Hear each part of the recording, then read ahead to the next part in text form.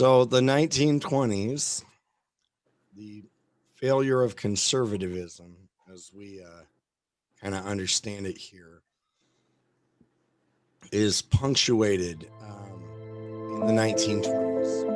Let me silence that. We often talk about it as the Roaring Twenties, right? Because there's jazz and like this is really the decade everybody starts driving. Cars are getting sold. Model Ts are, it's a booming industry in the teens and before World And War One and continues. But and music. you guys are still hearing the music? No, I meant like and music that's still even started. Oh And yeah, like the jazz, right? Jazz music. People are driving. There's telephones. I mean, it's like the world's changing, very quickly, and it is exciting. People are getting all kinds of new stuff. It's a very invigorating decade, like lots of change all over the place. But for America and like a lot of the rest of the Western world, or particularly the European countries that get caught up in World War One, all of that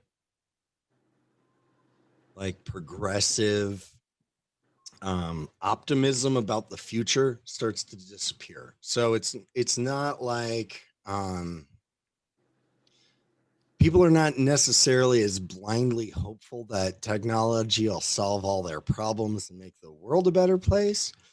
It's more people are embracing technology and new things because it's making life more comfortable or easier, which is definitely true in the 20s. This is like where we get vacuum cleaners and refrigerators and stuff and washing machines that definitely make it a little bit easier. They might make life a little bit easier, but they actually don't like decrease the amount of time spent on household chores.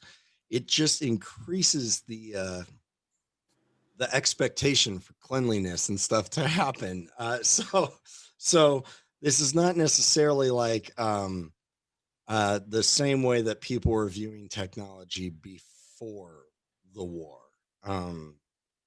There's like everybody kind of knows, like, oh, we can obliterate ourselves and each other more than we're going to realize once World War II comes along. But still, it's quite a lot. It's quite significant, and that idea is marched right along with everybody else in Europe, particularly, where it's kind of a bleak outlook for the future, but also like a real swing towards conservatism everywhere because things were very liberal for a while there, progressive, and society was changing rapidly. And then after the war, everything got shaken. Like there's kind of cultural earthquakes everywhere. So the traditional things that were offering a lot of stability in society are not working the same way they are anymore. Like we talked about, religion and the church in Europe. We're going to see America has a different reaction to religion than Europe does. And part of that's because America doesn't get devastated by the war.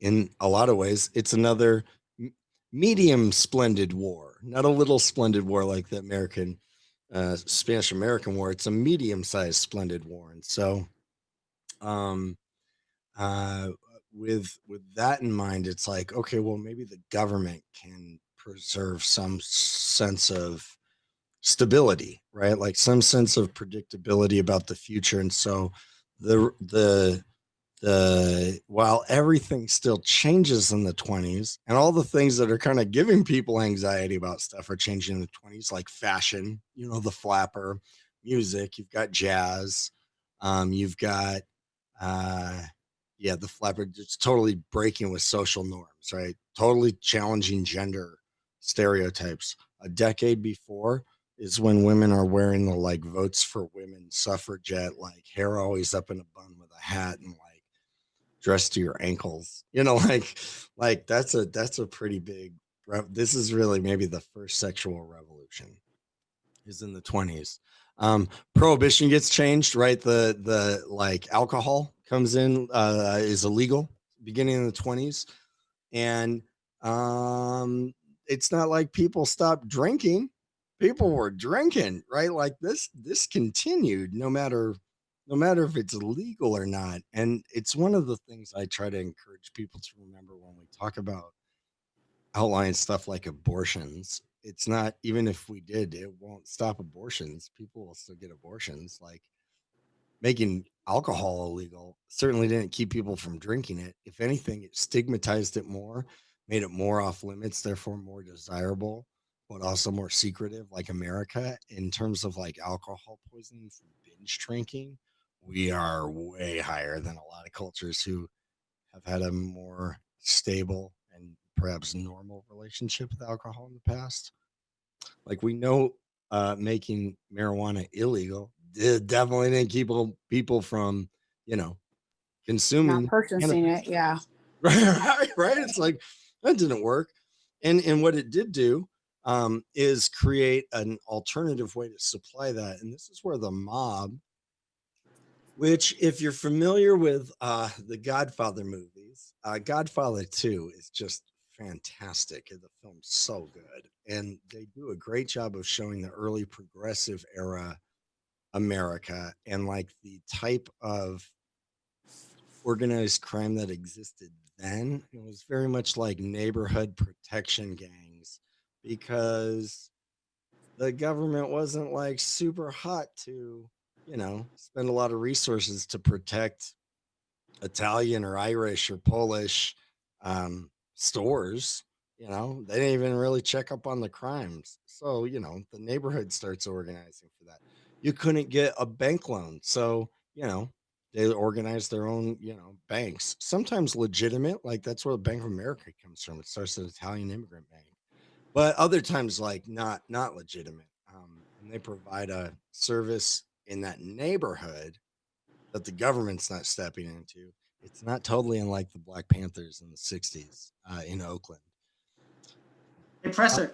yeah, but by the 1920s, that group takes on these kind of like underground vice rings that have a huge demand once the government makes it illegal. Yeah, Noah.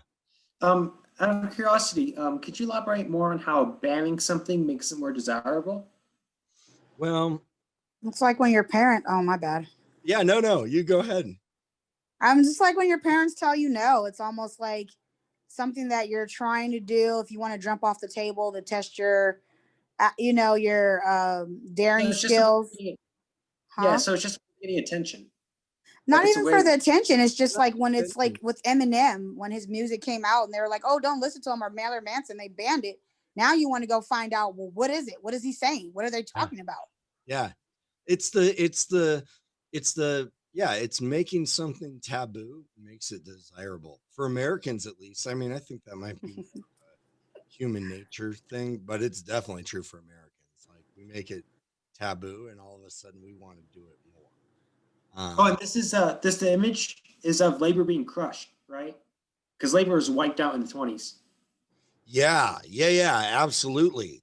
So right at the, you know, you guys would have seen on the last board there, right at the end, there's a giant labor strike in America because, well, there's a lot of women that went to work and a lot of black men and women from the South that moved up north, about 10% of the black Southern population. They call it the Great Migration.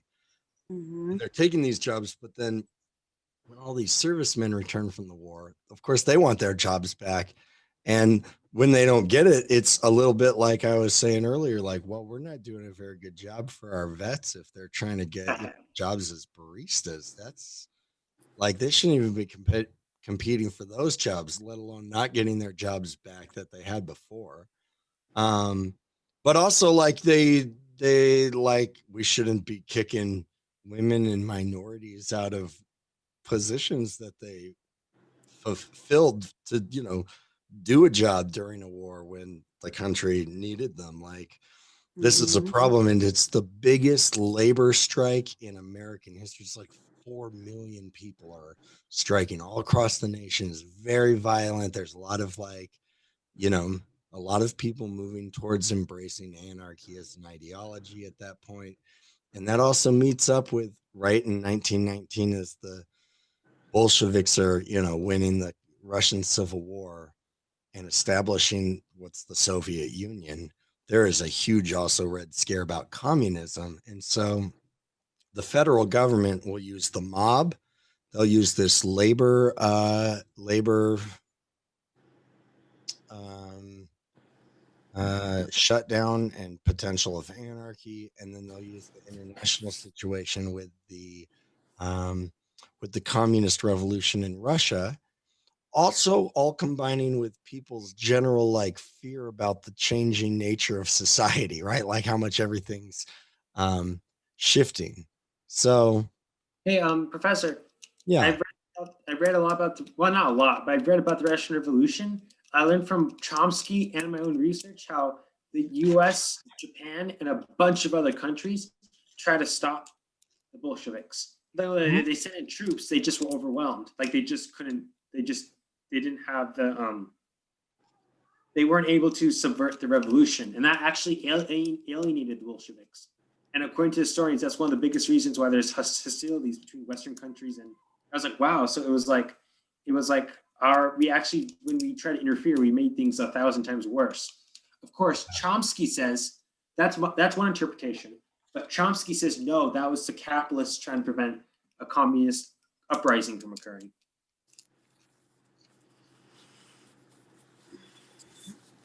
yeah. I mean, American troops in Europe going to Russia, as well as most of those other countries. A lot of them. Yeah. Which, if you look at the 19th century, all of the revolutions in Europe, and they're all over the place. In 1848, they have a revolution almost in every major city in Europe.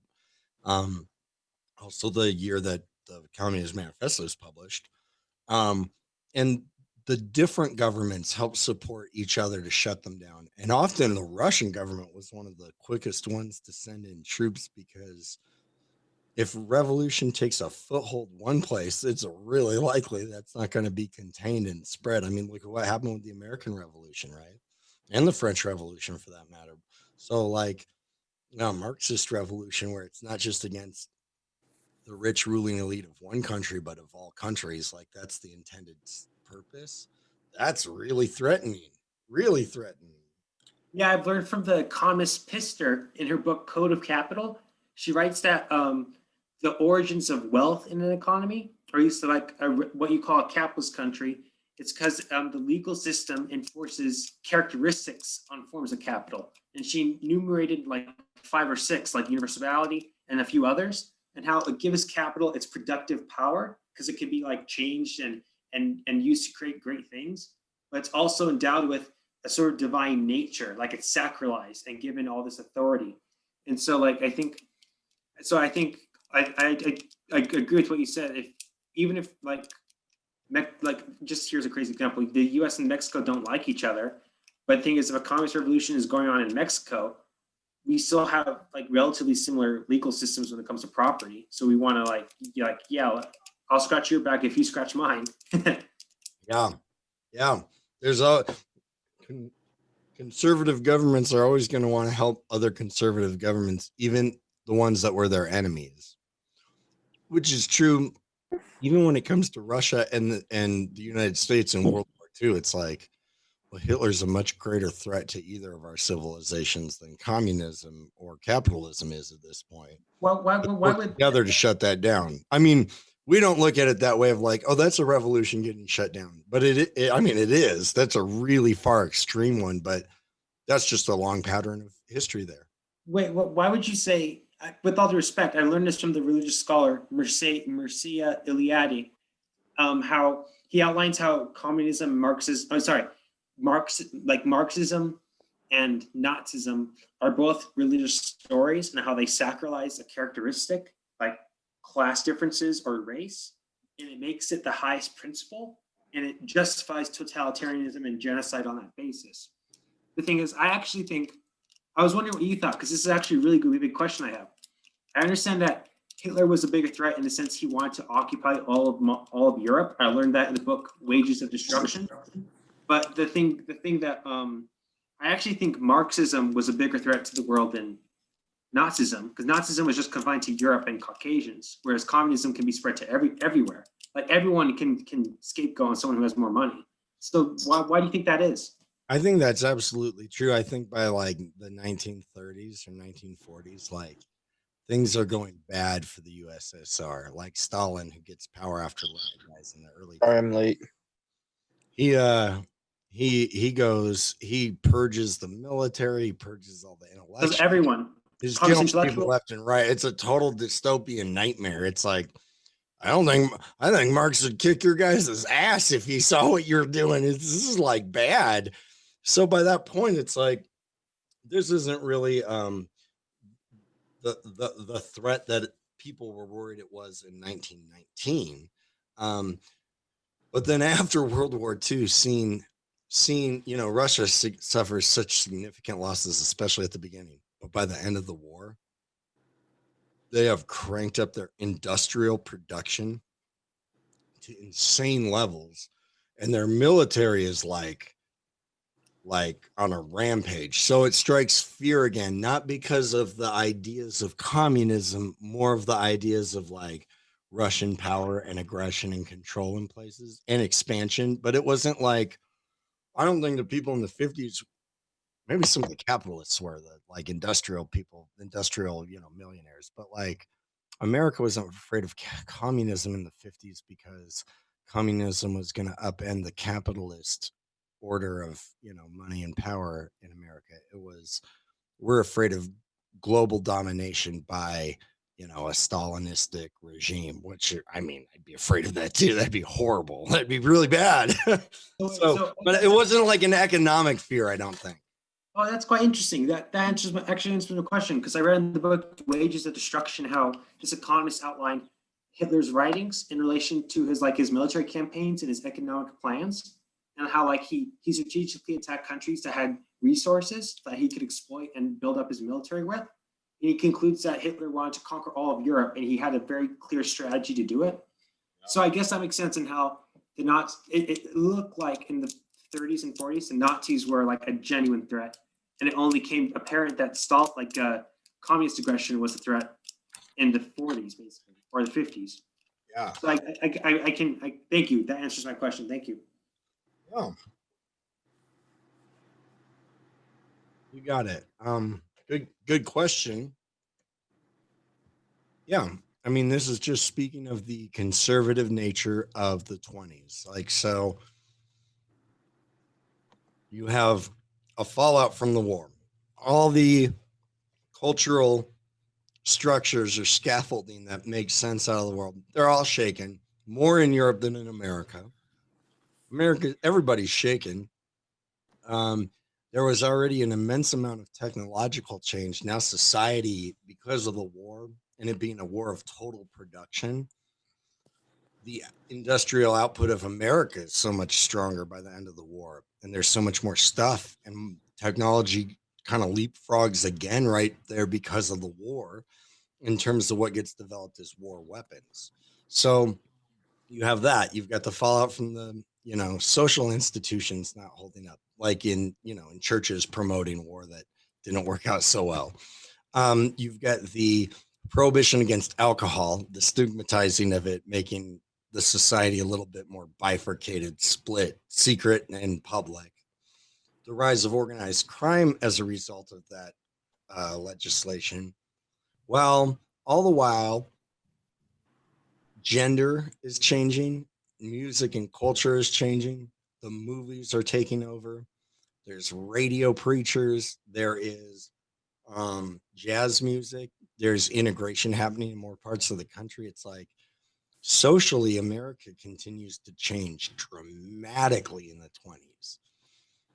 Kind of intellectually, it's where it tries to go back to conservatism. So a lot of them are kind of the traditional things of modern conservatism. No large taxes for the rich, deregulate things, don't have government oversight over things, take these, making the stock market stronger, but also much more volatile, which you can see over the course of the 20s. It shouldn't have been as shocking as it was to people in 1929. And then the Russian Revolution and the Red Scare and the labor strikes at home here, they all create to make the perfect a return to normalcy, which is Warren G. Harding's campaign promise when he comes into power. He's calling for a return to normalcy, saying he'll bring the country back to that too, like if he elects him, which is not that far off from make the country great again, right? Like, let's return back to when things were normal, aka all this weird stuff wasn't happening in our world. But of course you can't do that. Yeah. So prohibition. On this, I write in here about prohibition also going along with an attack on poor and immigrant communities, particularly immigrant communities that have alcohol at a very central place in their kind of cultural existence outside of outside of the home country, the mother country. Italians, Irish people, Germans, Russians. It's not like the rich people stopped drinking either, and they got their booze the easy way. They just had other illegal means to cart it in. This is where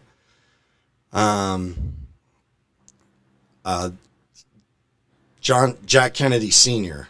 Is Jack Kennedy? Yeah, Sr. makes all his money as a bootlegger in Boston. Like they're all new money. That's why the rich people are like freaking. They also Kennedy. said that's why that family is cursed too. The Kennedys, because of him, because of his deal that he's made. Back in those days, I've heard like all types of conspiracies in regards to that, about the money that he made during that time. And there's suspicious stuff around what he sells right before the stock market crashes, what he buys up, a few years later at blue chip stock at rock bottom prices. And then, by the time World War II comes around, he's making money and getting government positions. Yeah, it's there's a real history there. Their whole family, but hey. And there's a connection to immigrants and kind of culture that we don't often think about with prohibition, because it does seem strange. Like, how would you ever even get Americans to agree to this? Having 8 million of them overseas at war when it gets voted on, young men that are drinking age, that might have helped. That might have helped push the edge over. This trial's significant. It kind of shows the hysteria around the ideas of prohibition, the Red Scare, an attack on immigrants, like an ending of this kind of golden era of immigration in America, and really a closed door to the world, which is where we see we see immigration policies change, but we also see America change its attitude towards something like isolationism in the rest of the world, right? Not just here at home with our immigrants, but isolation in regards to foreign matters with the League of Nations, right? We don't sign the League of Nations. It becomes a UN, but without America, which is that's at this point, America's the superpower in the world already. If they're not part of the league, what's the point? They're the biggest player. Women are getting the vote, right? This is another massively radical thing, which everybody thought was going to change kind of the political landscape of America, but most women just voted the way their families do, whether it's their husband or dad or whatever. There wasn't they no longer existed as a political force in the world, and those that were trying to get the vote unified even very conservative women who saw that as this seems like a natural thing right now. Some of us are college educated. This is, why wouldn't we have the vote? So it drew people from all over the place, very conservative women who were suffragettes, and then votes for women activists that are kind of the beginnings of the words feminism here, where it's a much broader idea of an empowerment of women, who have been displaced and disempowered in society for hundreds and hundreds, thousands of years. So once they get the vote, though, that kind of unifying cause dissipates, and you don't have, like, women are not like a large political bloc or talked to or seen differently than kind of just the men in their lives. At least until the 70s, 60s and 70s, that starts to change a bit. But Do you think it's because of like religion plays a big part of that conservatism as well? yeah, I do. That's a great question. And America's, very much a Judeo-Christian culture, which in terms of like conservative theology, at least, really reinforces patriarchal marriage, like, right, submission to the man, and you can't hold authority in a church and all those things. Well, clearly that's going to get changed, and it's like, wait, so women can vote and men can vote, and their votes count the same, and wait, women can get offices, like in politics, Jeanette Rankin being the first, female House of Representatives assemblywoman from Montana, votes against entry into World War I. She wasn't alone in it, but she, it was a minority. She doesn't get reelected. It's an unpopular decision, but she gets reelected again in the 30s later on, and votes against entry into World War II on pacifism means, which she's the only person, in Congress to have voted against both entry into both wars, and is like a first in a kind of a pretty radical way. But like if women can now be congresswomen, senators, they can be professors at colleges, doctors, lawyers, like, it's not really much of a tenable position anymore to say women can't, like, preach a sermon out of a Bible. Like, that doesn't seem to be holding up in society anymore. But with all these changes that are going on sociologically and scientifically, it's so much to take in that people who have already been, they're already looking for a return to normalcy, something simple, trying to, like, make sense of a really overly complicated, quickly changing world. They're going to gravitate towards literalism, right? Reading the Bible very literally. And there are some really literal verses in there that say, women should be silent in church. We don't have time to get into the context of those things. Y'all are welcome to come join me over on Stereo anytime, because I've been having all kinds of great conversations on that app, including some ones about the QAnon conspiracies lately. The point being, though, that in the 1920s, that's offering a really nice, simple solution to a really complicated problem. The kind of the same way, like, a political slogan like a return to normalcy, a return to simpler times, is offering false hope. It's like, well, you can hope for that, but that's never going to happen. And maybe people still believed it could happen in 1920, but God forbid, barring something horrible happening like a technological apocalypse, that's not happening. We're not returning back to simpler times.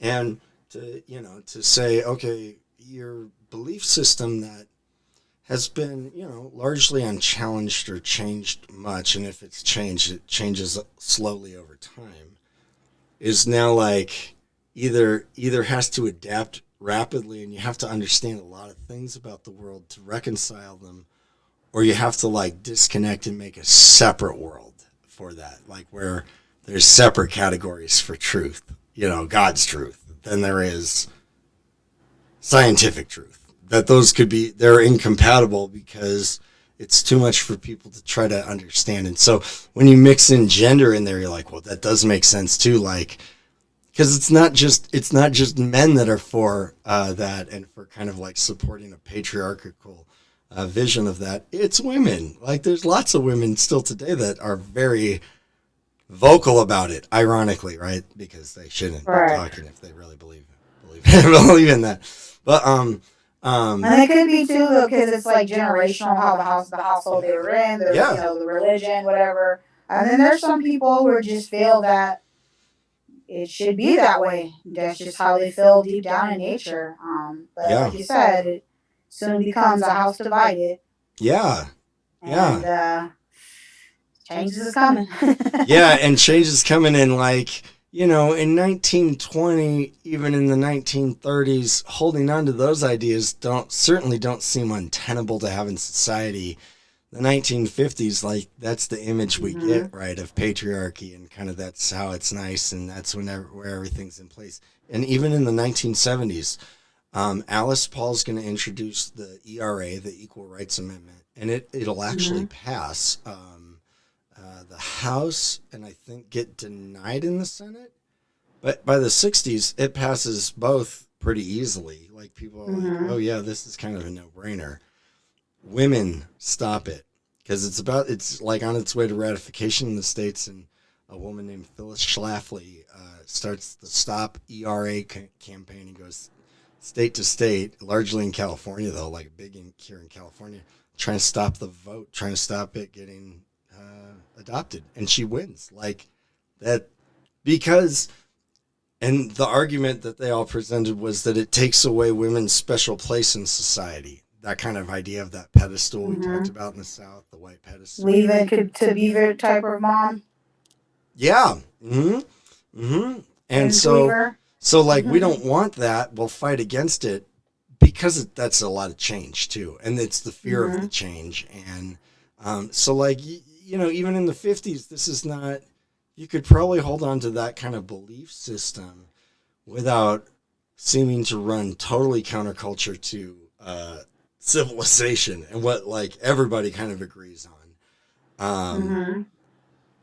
And scientifically too, right? You can go, well, I don't need to know about those things, and on up through. But, like, by the time you get to the end of World War II, and everybody has to, like, understand and reckon with, like, nuclear science and astrophysics and stuff, now it's like, just totally having no thoughts on that, or saying it's not important, doesn't seem like you're able to do that and live in the world very much. So this decade, it marks a return to normalcy, but it really marks, like, right here, this is literally 100 years ago, 1920, is the, like, fundamentalist bubble that, like, American Christianity sinks further into.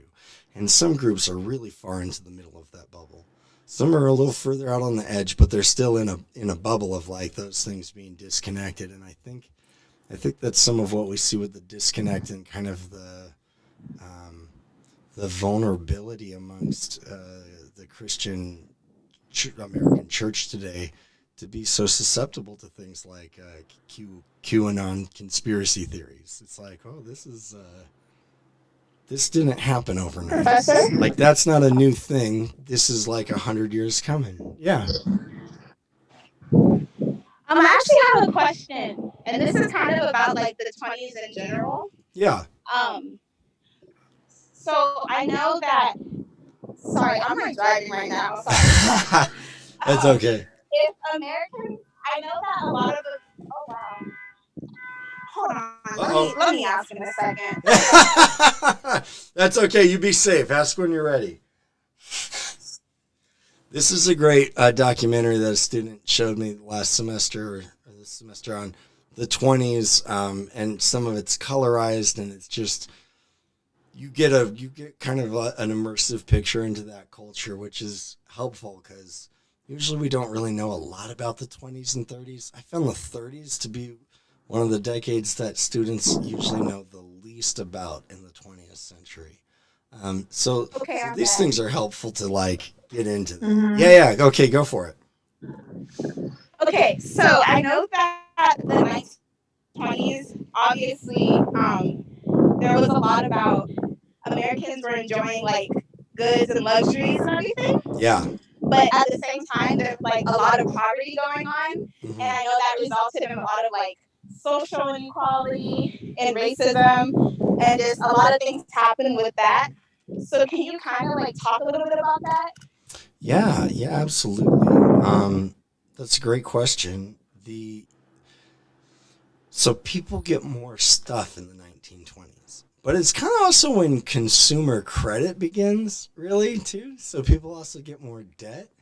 and they begin leveraging the money they have for more things. Home ownership does go up a bit, but also there's a housing bubble in places like Florida. There's a land bubble that earlier, before 1929, that shows kind of the volatility of things. But new stuff's getting produced quicker, and you can see on this footage right here the footage of the Model T assembly line, right? Because of those things, material goods are just getting infinitely cheaper. But at the same time, the people making these goods, right, are becoming infinitely more replaceable. Like if you're not even a mechanic building a car now, you're just a dude who like rivets the wheel hubs onto the chassis in line for all the cars. That's not a particularly hard job to do, and you could train somebody else how to do it in a few days, probably, like at least at those standards back then. So people become more vulnerable to the employment of large corporations, and therefore like don't have the benefit of things like minimum wage, and unions get attacked, and unionism gets driven down right here. And because it's a conservative Republican administration for pretty much the entire decade, it is also an age of lower taxes for the rich while they're making more and more and more money. So also lower social services. The government is not getting involved in things. It's not putting in regulations the way it was in the progressive era, like the Pure Food and Drug Act, or the, like trying to put in stuff like minimum wage or like child labor laws. That doesn't move forward in the 1920s at all. That is like stagnated, and some of them are even repealed. So and along with that then comes urbanization. People moving into cities, people moving into like out of the countryside and off the farm, to where I think it's in 1920 is the year that America crosses over to being more people living in urban environments than in rural environments. And one of the reasons is farming becomes infinitely harder over the 1920s. During the war, American farming is at an all-time high. Production, the price, farmers are making tons of money. And right after the war, because America is providing all the food for Europe. But by the time the 20s roll around, like Europeans start to rebuild their agriculture and food industry, and they're not ordering, American food grains and stuff the way that they were. And also you can't even make grains for alcohol production anymore, which a ton of American farmers do, right? This is why we grow wheat and corn. It's like we're making booze out of it, and so farming drops during the 20s, and it gets bad. And then once the Great Depression happens, it's like awful. Like farmers are just in the worst spot, and that's where The Grapes of Wrath is written, in that kind of setting. And so because urbanization grows, so do ghettos, though.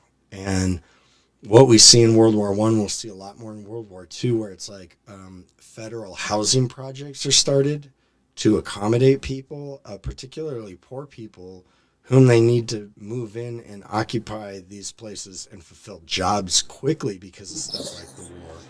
But it destroys immigrant communities and produces kind of minority or cultural ghettos within cities, or like little pockets of poverty, the projects. So real wages don't really rise at all in the 1920s, but people's standard of living goes up because they can afford more stuff, they can eat more protein, whatever it is, it's like those go up. So today, American standard of living is really high because we can buy lots and lots of stuff.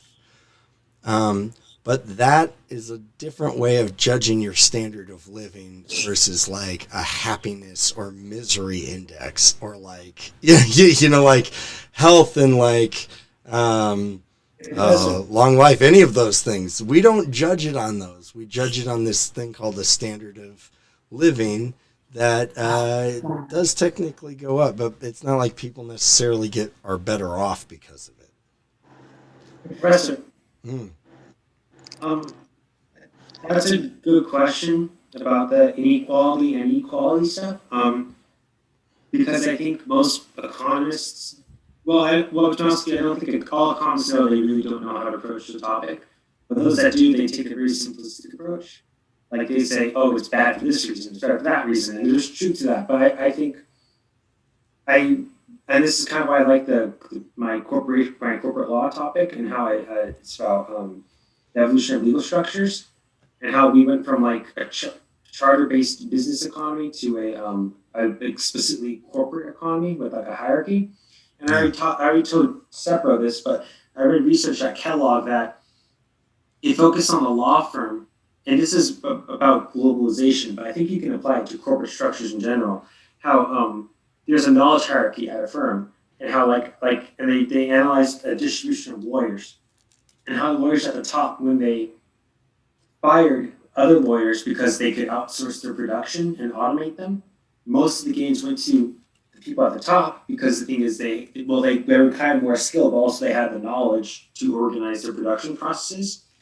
And everyone else who stayed in the company, I think they had a small increase. I mean, they got an increase, but it was a small increase. And I think that you can, if you see that change, and I think that also is commensurate with the change in cities, from farms to cities. How it all alters the social relations with one another and how they treat each other was differently. Yeah. And I think and you know how you said about women in the 19th Amendment. I researched the arguments, especially because they were you're right. Some conservative women were pro suffragettes, but other conservative women were vehemently against it. There weren't that many, but there was a significant, a number. Absolutely. I read their arguments, and they wrote that that voting is a precursor to broader political power, and that would cause an intermingling of men and women, and that would undermine the sanctity and purity of their division of labor. Like Tolstoy, for example, in his books, he doesn't explicitly comment on women, but he does. They do exist in their stories, and what he depicts is that women weren't in chains, so to speak. What they do is they had roles, like they organized social events, whereas men were responsible for politics and war. And now I understand why people would call that oppression, but the thing is, they acted as though they had their own special role, and I think that breakdown, even if it was justified, it undermines trust. And I also trace that into the 50s, how there's this notion of trust between races, and the moment you have the 60s, even if you think that's a good thing, there's going to be backlash because I saw this in the work of the Italian political economist Alberto Alessina. I hope I'm saying his name correctly. He documents how cities with lower levels of trust, racial trust, they're less good at building roads, they're less good at picking up trash, and they are less likely to spend money on education. So you see that I can agree with that. I totally can agree. I can see that.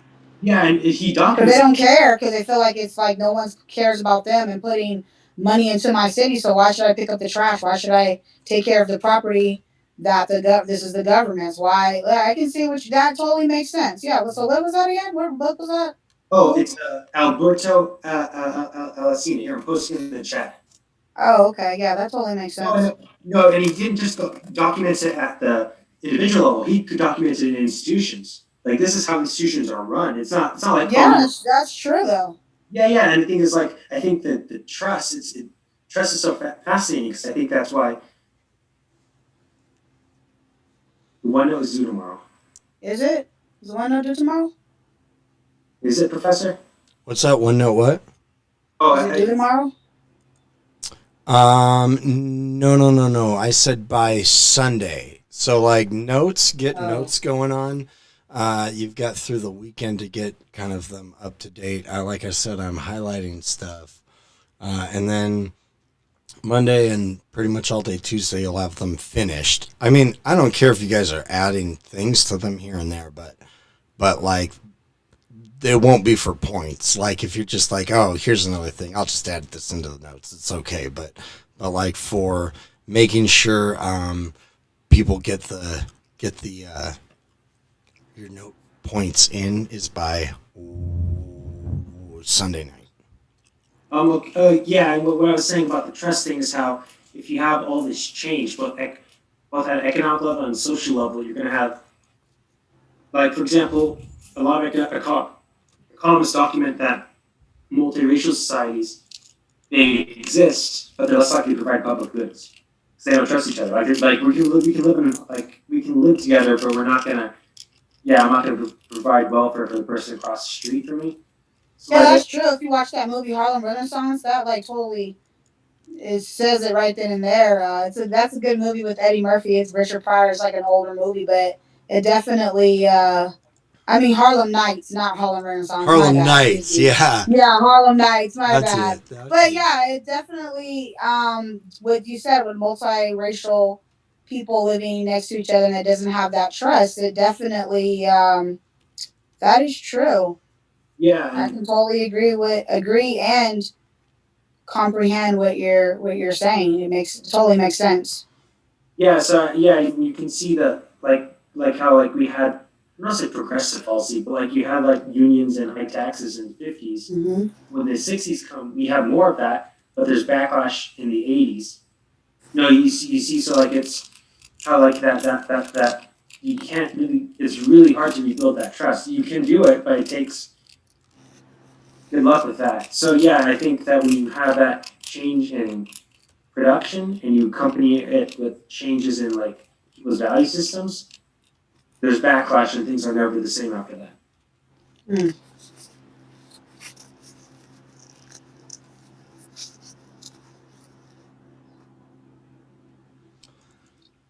So, yeah, it's an age, the 20s is talked about as an age of contradictory values, right? Saying that it is a conservative era is misleading because it's really not, right? It's like wildly socially super progressive and crazy change, maybe even more than during the progressive era.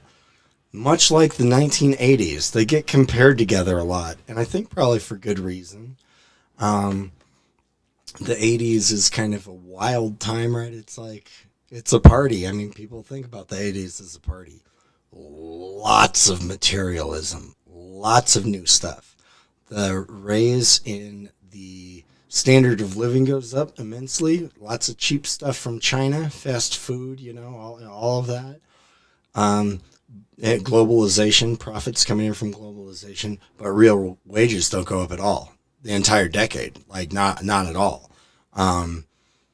But corporate profit goes up tremendously, like corporate shares and the corporate gobbling up of bigger markets. Like this is where Walmart goes on the rise. So there's a lot of like overlap between the two decades. They're conservative decades. They've got the conservative guy in the driver's seat the whole time. And they're both coming out of really turbulent times too, right? Like one's out of World War I and the other one's out of like the 60s and 70s. And like, well, your guy, that was crazy in the Vietnam War. They both want to return to normalcy. And I don't know if you guys are aware of this, but like Ronald Reagan's theme was "Make America Great Again." Like I just saw like one History my repeats. mom. Yeah, I just saw like a photo album book, and yeah, I definitely remember. Also, if you watch the movie Boys in the Hood, it's supposed to take place during the Reagan era, and they had an old poster with Ronald Reagan's like Western hat on, and it has that. It says that. Yeah, I never forget that. Oh man, Boys. But I think so his good. wife would seem like if she was running the show, but that's a whole nother talk. Yeah. Well, in the last couple of years, she was because he was senile. He had a stroke and was not doing great. Yeah, I was told too. What's his my friend was telling me yesterday. Woodrow Wilson's wife was running the show as well. Yeah, I highlighted her name in your notes, Edith Bowling Wilson. So when he comes back from Versailles in Europe, I mean, he is like a rock star in Europe. The Pope goes to meet him, right? He is a big deal. He comes back from Europe and the war is over and everything's settling back down, and he goes to like get support for the League of Nations, and like conservative senators are like campaigning against joining it, saying, well, this guy wants to drag us into all these foreign wars and commit America to wartime before we even know of what's going to go on with the war. We can't do that. That's like giving up our sovereignty. And so Wilson goes like on a whistle stop campaign on a train, town to town, speaking from like the back of a train as it pulls in, and like has a stroke in Pueblo, Colorado. Like this train stops and he like goes super rigid and has a stroke. And they're pretty sure he had a stroke earlier in his life too, which literally makes you more rigid in your thinking. And he was a very rigid thinker. But was pretty incapacitated for the rest of the time. So his wife was like, yeah, like running the game for like a year and a half or two, like a good while. So she's up there. She's up there in terms of influential first ladies. That's for sure. Yep. Yes. Hey, sir, in order to secure credit for OneNote, how many contributions would you recommend, approximately? So there's 4 sections. I'd be like, you got to do like 2 or 3 per section. They don't have to even be big ones. And if you're doing a really big one, or like really taking a big subject and making a ton of like notes, or taking a bunch of notes that are in there and really like hunting them into one section, that's cool. Like, kind of self-judge at that point. It's like, Is it like what I did last time about with like Satori contributions and a few OneNote contributions? Would that be acceptable? Because I got yeah, Okay, absolutely. So, sorry, last question. Should I count my Victor Davis Hansen videos as part of that, or is that? yeah, absolutely. And if you want to like on those, like write a small, Summary. yeah, like it doesn't even have to be a summary. It could just be like a small,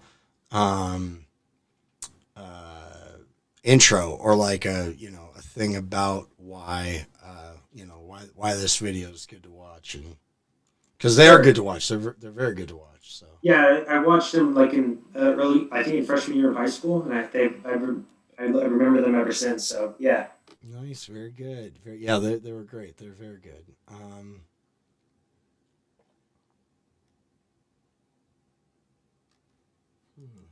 This is not letting me copy. Well, that's weird. All right. Well, I'll worry about that later. With all this crazy change of society, one of the biggest ones for sure has to be radio, which has been pioneering for 20 years at this point, but very experimental, very being used for like wireless telegraphy. This is how they let the Titanic ships knew the Titanic was sinking. Some of its earliest uses, it gets used in World War I. And because of some of the progress that gets made there, and like you guys saw earlier, the progress that gets made with like the triode tube, like the making vacuum tubes, which is an old technology now, but is a super important one for the 20th century. We don't have radio or television or first computers or anything without vacuum tubes. They're a cool technology to like be familiar with. And really like kind of a basic primitive one. It's just a real simple way to like convert or transfer power in a circuit. So those tubes combined with that kind of like early work with like Enrico Fermi. No, God, that's nuclear fission.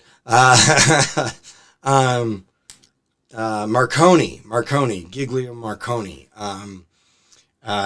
They combined in the 1920s to get the first, U.S. licensed commercial broadcasting station in Pittsburgh, but they start popping up all over the place. You can see on there's like an early Amy Semple McPherson, founder of the Foursquare denomination, does like a radio sermon. She gets wildly popular. It's like, oh, these are like televangelists before that was a thing. They're utilizing this new movement. And this one shapes so much because if you were wondering if there was a point when America really transitioned to being a nuclear family of like a husband and wife and some kids, it's here. Because they're not only moving off the farm, which are usually multi-general families, right? They're moving into the city, and maybe even more specifically into houses now in the city, smaller houses, and getting kind of stationary jobs in the business world, getting paid for cash. Farmers usually weren't paid cash. They're often given like company receipts and forms and like trade deals. Like they didn't have cash often, but now everybody's working for cash. You get an even greater divide of the sexes where on a farm, right, like women and men do the same stuff. Like men might do more physically demanding aspects of it, but the kids work too. It's a family economy. Everybody works on the farm.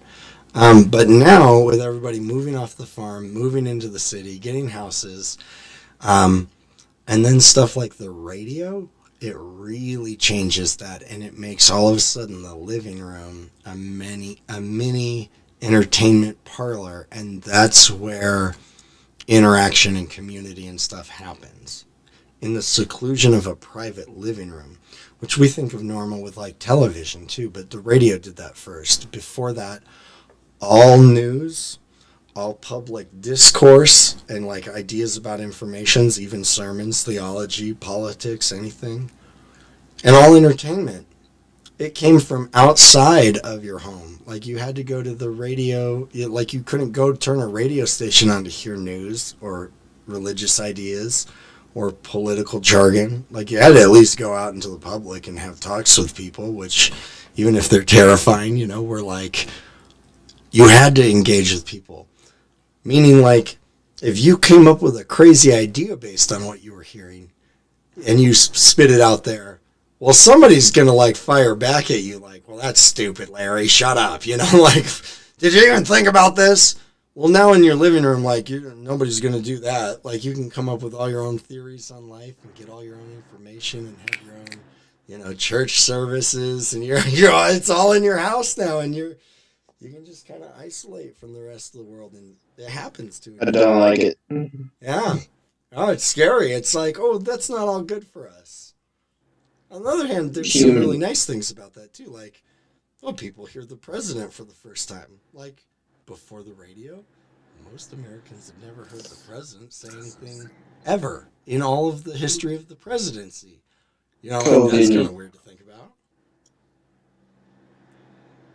Yeah, Trump is calling us all the time, trying to get our votes.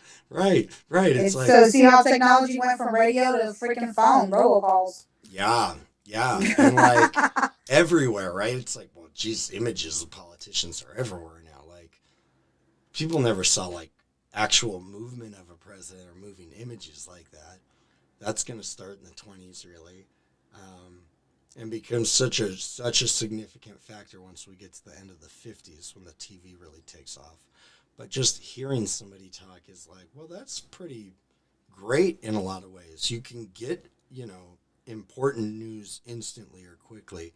And you don't have to go out for entertainment. Like that's a lot cheaper than going out to the movie theater, right? Or a place like that. Even though movie theaters still, they continue to just skyrocket during the 20s because as great as the radio is, it's not moving image. So the radio is like, it forms the decade the way like the 50s are formed by the television, maybe even more so in the 20s. So let me just run through here really quick without explaining much and just try to hit some of these big points here for the 1920s, because we talked about the ideas guiding this and some of the key, inventions or innovations like, higher produced, better cars, roads getting constructed before World War I. It's like, I don't know, 2% of roads in America were paved. Like, that's why the Model Ts have big wagon wheels on them. It's not that these things are not all important. They are. And you can read this and watch this on the Harlem Renaissance. This is another one of those kind of coalescing of things that all come together in a place like Harlem, which had been, a red-lined area where black people living in New York City were allowed to live and not other parts in Manhattan. But now becomes like the cultural, artistic hub of America in the 1920s because the Cotton Club, all these other clubs uptown are, and that's the phrase going uptown, right? Like you're going uptown to Harlem. It's up at the top of Manhattan, kind of by Columbia University, actually. Got that uptown funk. Yeah, you get that uptown funk. It's up in Harlem, and this is where Billie Holiday and Louis Armstrong and just jazz is coming alive, and not just jazz though, but like you have a blossoming of African American like literary identity and Houston Lang's. Langston Hughes. I mean, sorry, I've dyslexic moment there. Claude McKay. There's just different like intellectuals and artists of all kinds of variety. Dancers as well. Dancers, yeah. Josephine Baker. I was gonna say that. Yeah, Josephine Baker. Yeah, no, absolutely. It's actually a great. It's a really. I mean, it's just a lively, fascinating. It's one of the best parts about the 20s. This is in here, which I just found super interesting. Like, this is when King Tut's tomb is discovered, which is like a very fascinating read to read through because it's a huge archaeological find that they almost gave up on like the day before they finally had a breakthrough. But it's really weird to think that like that wasn't that long ago. Like, oh, we just discovered that, and like that mummy find and all those things about ancient Egypt like 100 years ago. That's not that long ago. Like, there's some people that are alive right now that were born before they found King Tut's tomb. My friend whose dad is still alive, he's 104, I think. He says some of his earliest memories were of people wearing masks during the Spanish flu. That's crazy to think about. Like, there's people alive that can remember the Spanish flu, and they lived long enough to see COVID? Yeah. Think about how My much they Everybody's like, COVID's nothing. It's alright. Yeah. I've been through the Spanish flu. I've been through worse than this. Everyone's just like, fuck this. My grandma, I asked her before she passed away what is like something from her childhood. And it was Bonnie and Clyde. She remembers on the radio how because they came actually through her town. Oh, yeah, you were in Ohio? Where were you guys at? No, my grandma, not me. My grandma. That's like the last thing she talked about before she passed away that I asked her. Because I was curious as when you go through state line, there's that Bonnie and Clyde. Yeah. So I asked her about it, and she definitely vividly remembers as a child the panic, the hysteria, and being scared because they were on the radio. Gosh. And they had killed cops, and like no one was killing cops. That was like bold stuff. Yeah, dude. And like just shooting people down cold blooded to like rob them for like $20. It's like straight up savages, and they were innovative with that. So when we think about that kind of stuff, which is not even a bad thing to consider in serial killers, they're not serial killers, but they're like socially deranged people where you're like, there's teenagers will just get a car and go around and start killing people for absolutely no reason. Uh-oh, things are breaking in society. Like, maybe teenagers would have done that 50 years earlier and just didn't have the opportunity and means with those kind of tech things. But Jiminy Crickets, that's terrifying. That's terrifying to people. Yeah, and the fact that they kept changing locations back to Louisiana. That's where my family, a lot of them was from Texas and Louisiana. And so, like, my grandpa, he went through the Great Depression as a child in Texas. So he definitely remembers. He remembers as well because he was older than her. But she was not. I think my grandma's biracial as well. She's Irish and African American. And that's because of my great-grandfather, who when he immigrated to America, they were experiencing, what was going on with the Irish people. When they immigrated, they were being like how black people were treated. Yeah, totally. And so he found the commonality with my great grandma, who was half Native American and half black. And they've made, you know, a whole bunch of biracial kids, and my grandma was one of those people. That's cool. But she That's was able to wild. pass, and yeah, and she looks kind of like Josephine Baker. She was definitely, you know, passing color, like pleasing from, like, you know, yeah. So she definitely looked like she was Italian. She had blue eyes, she had straight hair, and she was light skinned. Wow. Wild. Yeah. Bonnie and Clyde, man, that seems just like that was like literally lifetimes ago now, but there's people alive well, she that died. remember that. Like my grandma died in like 1998. So My grandma'd be 100 next year. She was born in 1921. Isn't that weird? That's my grandma. That seems wrong, but my dad had me late in life, I guess. You know? Well, okay, to go along with the conservative nature of the 20s, like this, you can see this power treaty with China here, where it's trying to like, yeah, okay, we're not doing colonialism, we're just doing a new form of colonialism. And this is one of the things that actually weakens China to make it like prime pickings for Mao and the communists come, you know, the 1930s, and the Japanese kind of poking in and starting World War II there before World War II begins in Europe.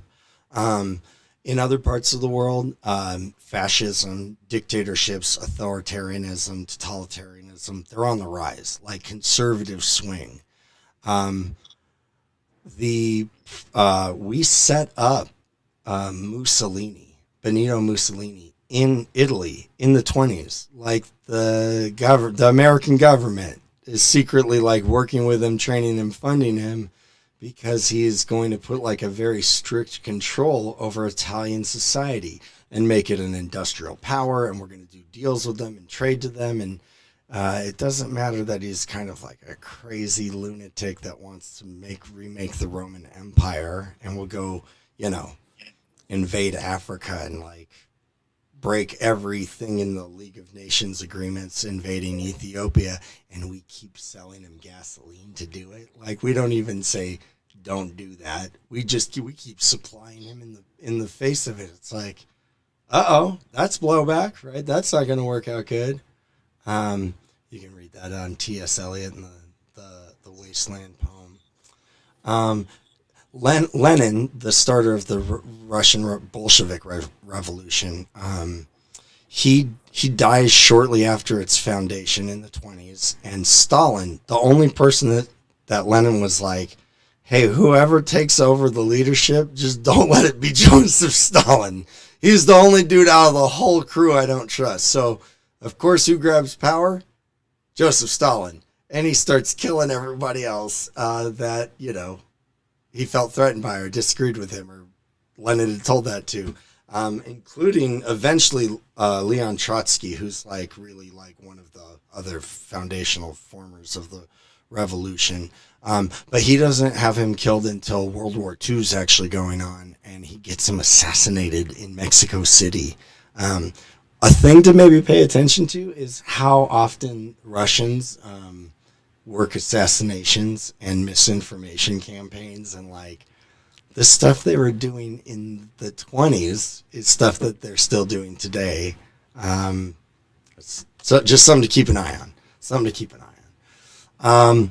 In Germany, Hitler tries to install the beer hall revolution. He becomes a member of the German, Democratic Socialist Party, and kind of reorganizes it into the German Nationalist Socialist Party.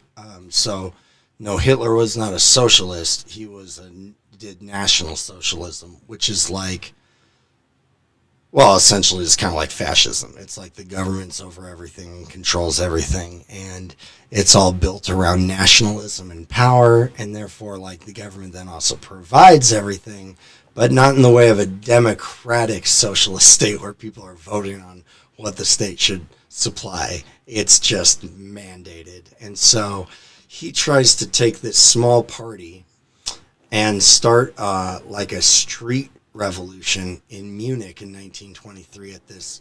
That's the picture of the beer hall that this was in. And Munich has these, like, it's where, you know, Oktoberfest is, like, hubbed in. They have giant beer halls. And they're like social places, really, in Germany that we don't have in America and don't always actually have good comparisons for. But the mayor of Berlin, I believe, was supposed to be speaking, and, like, Hitler and his, like, stormtroopers basically just take over the meeting. He gets up and starts, like, you know, riling everybody up, and, like, the police come in to shut it down, and, like, fighting spills out into the streets, and people are, like, they're, like, shooting at the police, and people are dying, and, you know, Hitler and a few other people get arrested, and he's tried and sentenced, goes to jail for, like, I don't know, like 9 months. It was supposed to be like a 5-year sentence. He's in there for like 9 months, maybe a little over a year.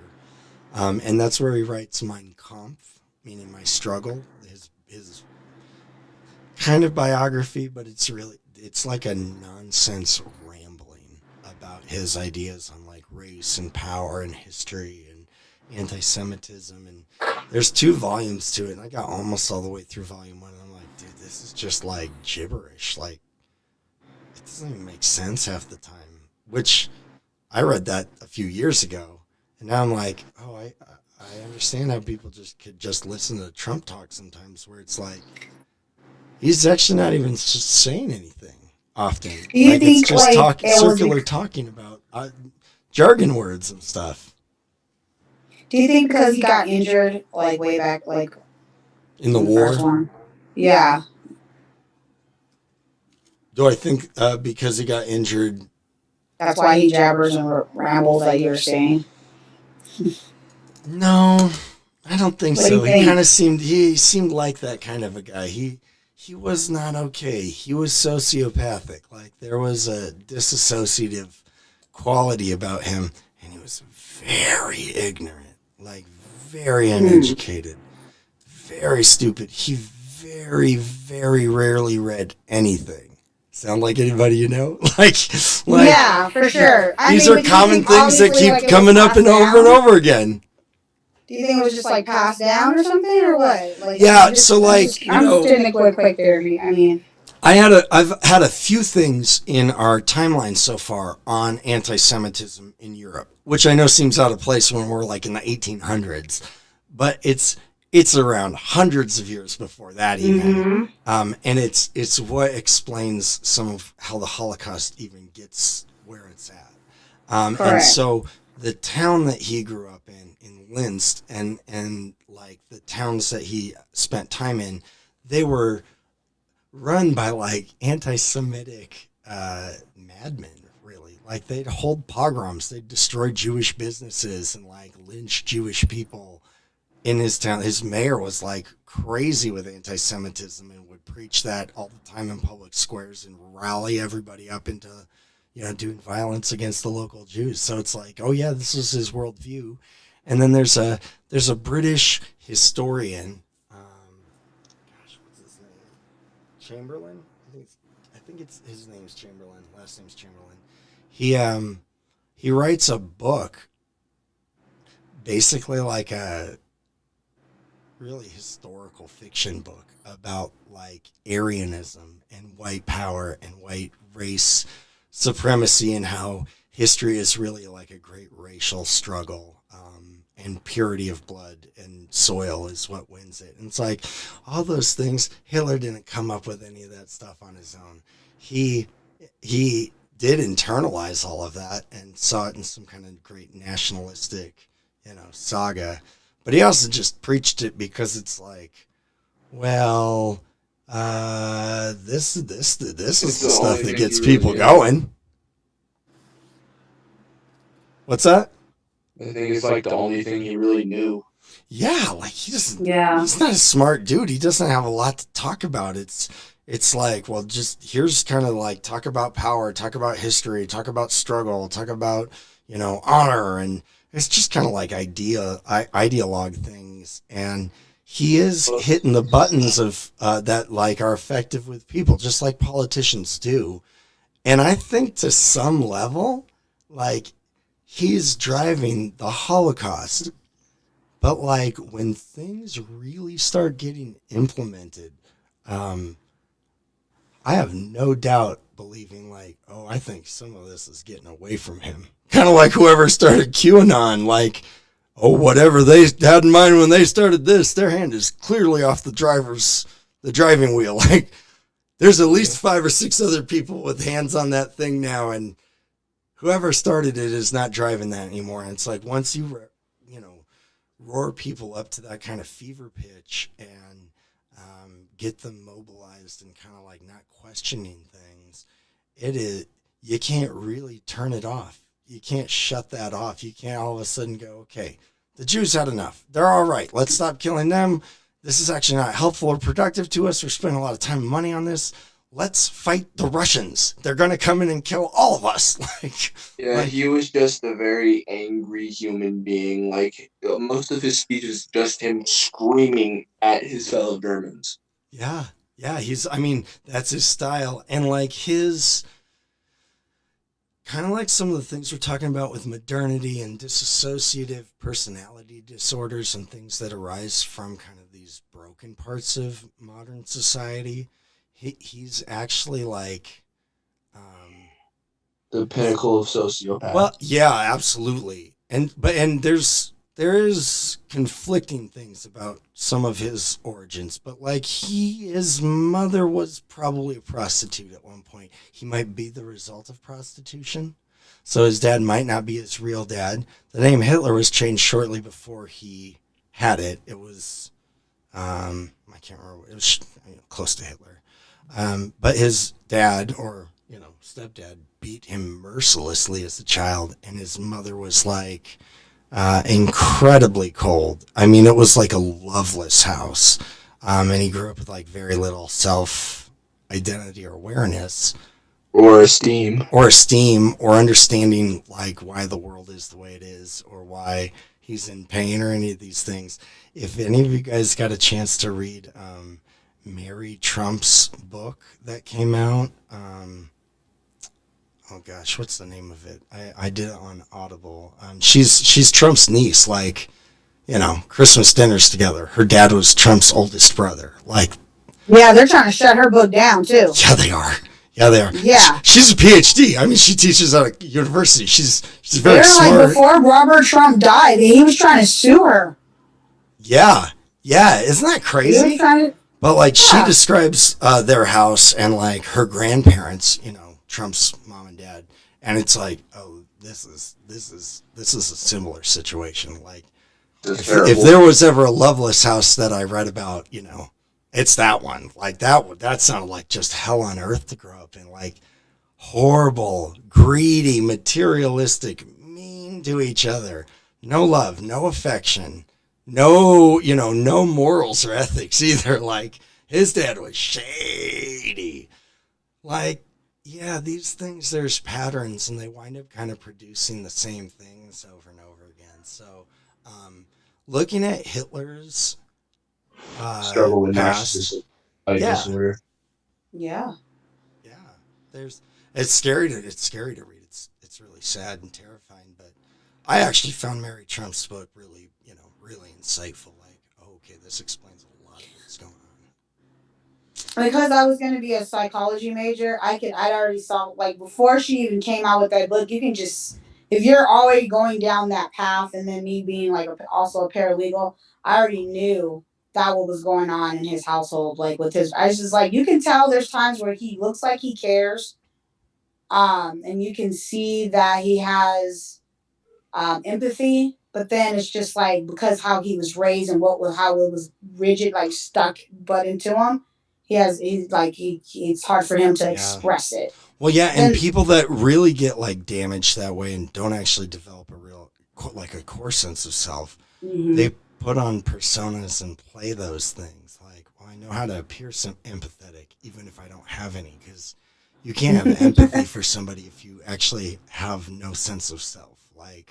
no core that way. So yeah, I mean, you're totally, you can see it. It's like, oh yeah, this is not right. Yeah, this isn't right. But these situations, they kind of always wind up breeding the same thing. So yeah, Hitler's born in kind of like just tragic circumstances, and then kind of all the places he is in his life, and the war in Germany, and Munich at this time, which Germany is a totally crazy place in the 20s. Berlin especially, it's nuts. It is like wild place. It's a modern day Sodom. People call it Babylon. Yeah, he was in all these right places at the right time, which is I'll let you guys read through this section on robots and automation and kind of how this is changing life in America and the economy. I'll also let you read about this corruption with Warren G. Harding's office. He's usually ranked by historians as one of the worst presidents. That's like liberal and conservative historians alike. Like, a very inept person. I put this quote down here at the bottom when he was telling a friend after his election, "I don't seem to grasp that I'm the president." So he just was like not good, and then dies in office under kind of dubious or mysterious circumstances. And his vice president Calvin Coolidge takes over, runs and gets reelected again. He's known as Silent Cal. Very hands-off president. Very like business runs everything. He's got some weird quotes about business even. We can skip this for now. These are interesting things about like kind of the universe expanding, the idea of a big bang like that being developed right now, because that fills in this culture wars, which is what we've been talking about. So again, you can like look through these things on your own, because all the concepts we just talked about and the changes are what's driving this stuff, even stuff like the Big Bang. The Great Gatsby, if you guys are familiar with that, one of the greatest and book and read book. Yeah, it's been made several times, and the book is just it's one of the most celebrated American novels of all time. The one with Leonardo DiCaprio, I think that was just a little bit too much for me. Yeah, it wasn't like, I'm like, the 20s are cool. You shouldn't mess with them. Like, you don't need to go tampering with that one. The 20s they didn't are have cool, to man. with the Jay-Z, like, being a producer or whatever. I just thought they could have just left that part out. I agree.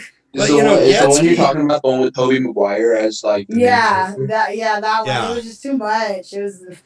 yeah. I think they did Gatsby justice. I think they probably captured the spirit of it. I think aesthetically, though, I'm like, I just want to look at stuff from the 20s. I don't want, like, anything mixing with it at all.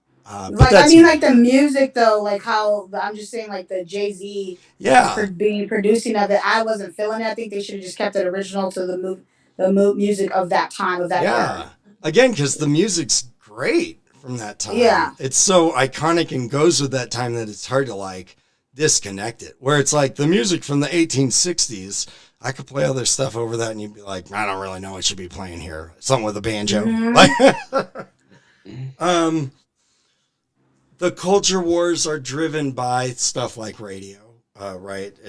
Go through this section in here. NBC starting, cultural revolutions like Art Deco, jazz, but this is kind of right at the center of the 20s, right in the middle of 1925. It's the Scopes monkey trial, and this is the showdown of religion and evolution, and it's going to be science versus God, and it is the first national spectacle. Like, it's broadcast across the nation live with like play-by-play feeds. It was so hot in Dayton, Tennessee when they were filming that, or trying the case, that they moved the courthouse out to the like lawn, and there were like thousands of people around. Like, people were making cotton candy and popcorn and selling it, and it was like a fair almost. I mean, it was a crazy event, and it did not work out well for the Christians. Like William Jennings Bryan, right? The guy we've looked at now for some years. He ran with the populists and the Democrats in the 1890s for president. He ran again in the progressive era. He becomes Secretary of State under Wilson, resigns over some war problems, and then is the litigator for this case, which is it's all a test case, kind of the way Plessy v. Ferguson was. But this is the ACLU, the American Civil Liberties Union, coming in to test this case, having a teacher teach this on purpose. Scopes, John Thomas Scopes, against state law. There was a state law like you couldn't teach evolution. So, of course, he gets in trouble, but then the ACLU steps in to say, well, we're going to defend him. And they get Clarence Darrow, who's like if there's a famous lawyer of the day, it's him. You know, if there's Johnny Cochran or something like that of the day, he'd be one of them. He was a very, well-known person. And he comes in and, I mean, he's sharp and he's way younger than Brian. Brian's old by this point. And Brian gets up to try to embarrass the case for evolution. And he tries to interview a monkey, like this whole thing. This is why one of the reasons it's called a monkey trial. And just displays on national, radio, national broadcasting, the first real national spectacle, like that he doesn't really know anything about the theories of evolution or how it even works. And it's just really getting up to say it's wrong, but without even understanding it. Where Darrow makes a case for freedom of speech and scientific, commonly accepted things in the scientific community and standards for education, and technically loses the case. The judge decides against him. So it's a victory for Brian and the religious, folks of the day. But it was not. It was a Pyrrhic victory.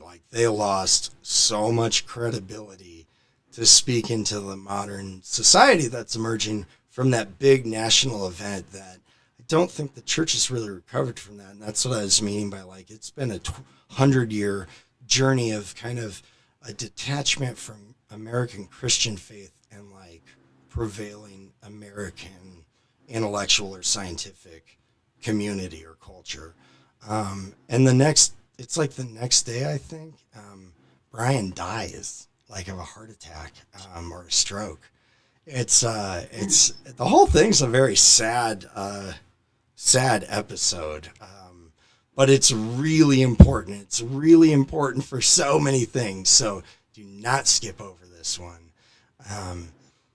Check this out. And this is a link to the debate that Ken Ham, the guy that built the life-size ark in Kentucky or Arkansas,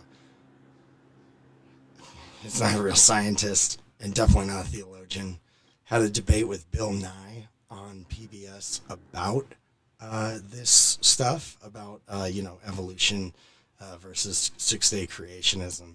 And it was ridiculous because, Bill Nye's not even an evolutionary biologist or anthropologist. Neither of these guys are the guys that should be talking about this subject.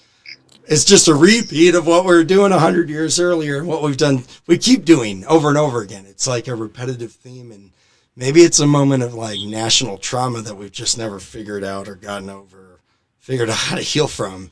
But it creates all kinds of problems. Let me just, okay. So I think that is probably a good place to pause. Let's come back at 8. We'll take 15 minutes and we'll come back and look at kind of what's going on economically and the big crash that's going to happen in 1929. And I'll do my best to cover as much of Franklin Roosevelt's response to that as possible, the New Deal and how we deal with the Great Depression and the drought and everything that comes. So 15 minutes and we'll be back at it.